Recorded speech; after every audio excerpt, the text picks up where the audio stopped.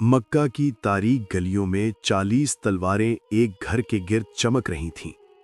ہر چہرے پر نفرت تھی، ہر آنکھ میں قتل کا فیصلہ۔ قریش کے سردار سرگوشیوں میں فیصلہ کر چکے تھے۔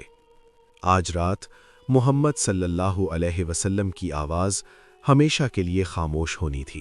لیکن اسی گھر کے اندر حضرت علی رضی اللہ مکمل سکون کے ساتھ بستر پر بیٹھے تھے، نہ خوف نہ گھبراہٹ، صرف یقین۔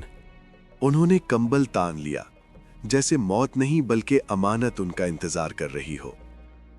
باہر تلواریں بے چین تھیں، مگر اندر دل مطمئن تھا۔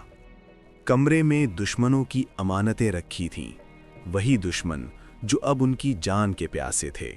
حضرت علی رضی اللہ تعالیٰ عنہ جانتے تھے، اگر رسول اللہ صلی اللہ علیہ وسلم محفوظ ہیں تو میری جان کی کوئی قیمت نہیں۔ پھر فجر کی روشنی پھیلنے لگی، رات کا غرور ٹوٹنے لگا۔ قریش نے کمبل ہٹایا اور محمد نہیں، علی کو زندہ دیکھا۔ جیسے ہی حضرت علی کمرے سے باہر آئے، قریش کے چہرے زرد پڑ گئے، دلوں پر ہیبت چھا گئی اور ان کے غرور کے قدم زمین پر گر گئے۔ جیسے ہی سورج نکلا، حضرت علی باہر پرسکون کھڑے تھے، جیسے یہ رات نہیں، ایمان نے گزاری ہو۔ شجاعت تلوار اٹھانے کا نام نہیں، شجاعت نبی کے وعدے پر آنکھیں بند کرنے کا نام ہے۔